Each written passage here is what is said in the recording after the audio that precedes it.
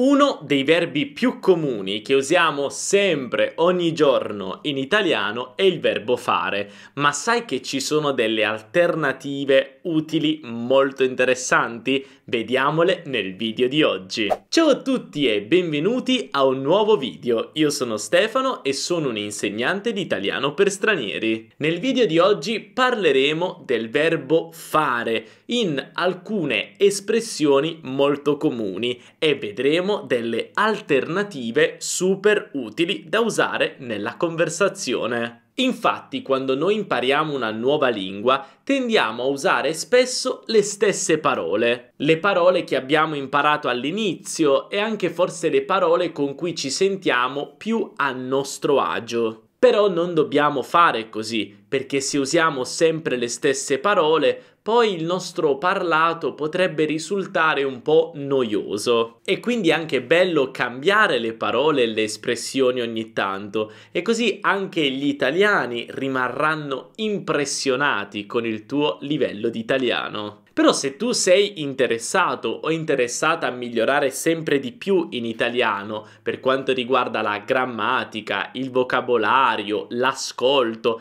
e tutte le abilità della lingua, puoi dare un'occhiata ai miei corsi sul mio sito www.teacherstefano.com/corsi. Troverai dei corsi molto interessanti che ti aiuteranno a migliorare tantissimo in italiano, per parlare l'italiano vero e autentico che parliamo in Italia. Benissimo, e adesso iniziamo con la lezione di oggi e parliamo di alcune alternative molto interessanti al verbo fare. Iniziamo dalla prima espressione: fare una foto. Fare una foto. In italiano possiamo fare una foto, ma ricorda che non possiamo mai prendere una foto. In italiano non prendiamo una foto. Questo è un errore molto comune che sento da tanti miei studenti. Si usa il verbo fare, non prendere, perché se tu dici prendere una foto significa letteralmente prendere con la mano una fotografia che per esempio hai stampato, proprio prenderla in mano questa foto, non fare una foto, che significa invece proprio fare una foto. Però fare non è l'unico verbo che possiamo usare, infatti abbiamo un'alternativa molto interessante: scattare. Scattare una foto. Per esempio, se sei in vacanza in Italia e vuoi chiedere a un italiano di fare una foto a te e la persona con cui stai viaggiando, puoi chiedere: scusa, puoi scattarci una foto? Scusa, puoi scattarci una foto? E adesso passiamo all'altra espressione che è molto affine a fare una foto.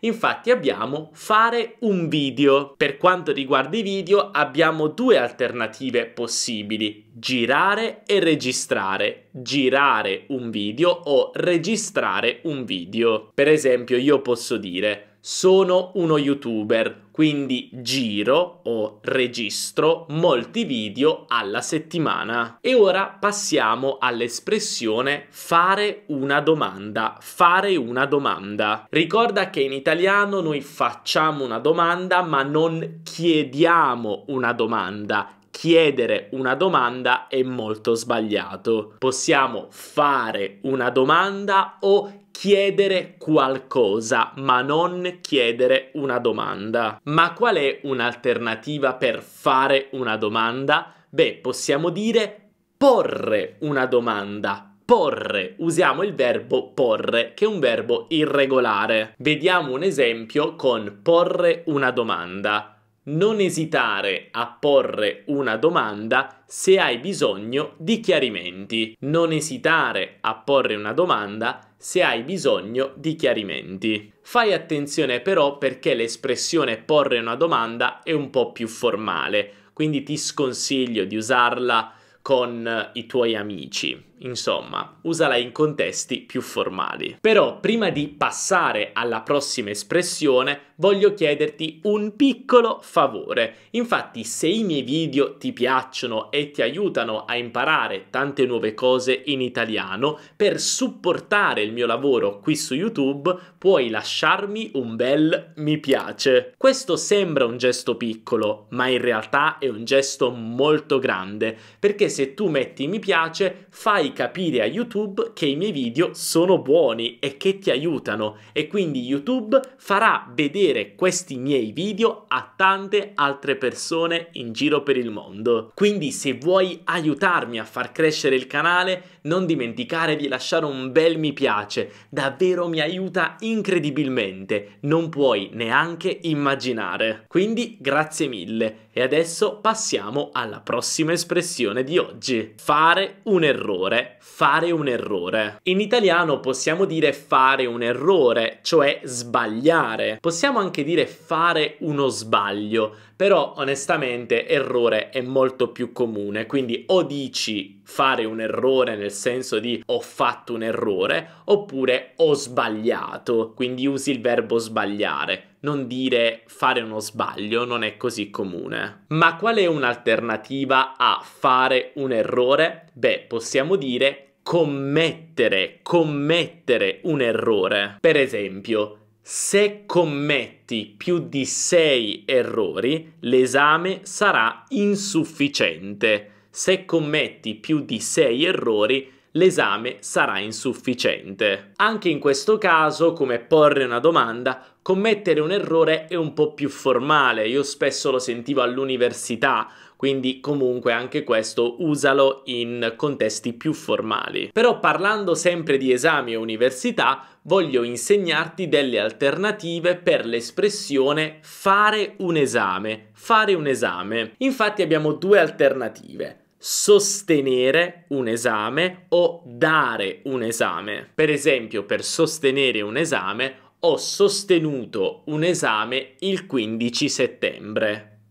Ho sostenuto un esame il 15 settembre. Oppure dare un esame, devo dare un esame tra 2 giorni, ho paura. Devo dare un esame tra 2 giorni, ho paura. In questo caso voglio dirti che sostenere un esame è un po' più formale, invece dare un esame no, è abbastanza informale, allo stesso livello di fare un esame. Rimanendo sempre in tema università, scuola, corsi, vediamo delle alternative a fare un corso o fare l'università. Infatti possiamo anche usare il verbo frequentare. Per esempio, possiamo dire frequentare un corso privato, un corso all'università. Possiamo anche dire frequentare l'università, frequentare una scuola. Questo perché il verbo frequentare ci dà l'idea di partecipare a un corso. Ecco perché usiamo questo verbo. Per esempio, ho frequentato il corso Italiano Vero di Teacher Stefano.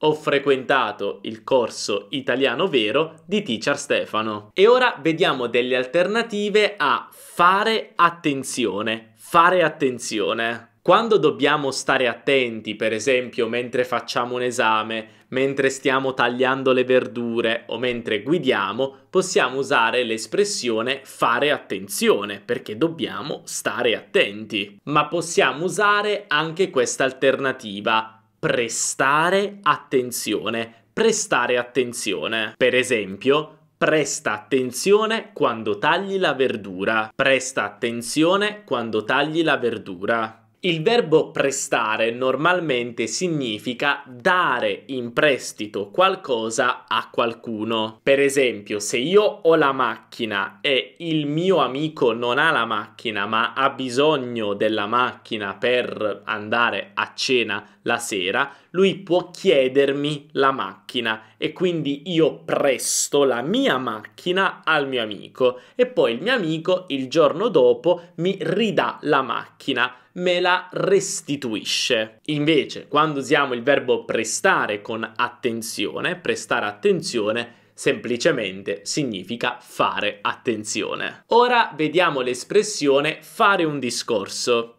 Per esempio, quando un politico parla davanti al pubblico dei suoi ideali, dei suoi obiettivi, eccetera, sta facendo un discorso. Ma un'alternativa a fare un discorso può essere tenere un discorso. Tenere un discorso. Per esempio, il politico ha tenuto un discorso ieri sera in piazza.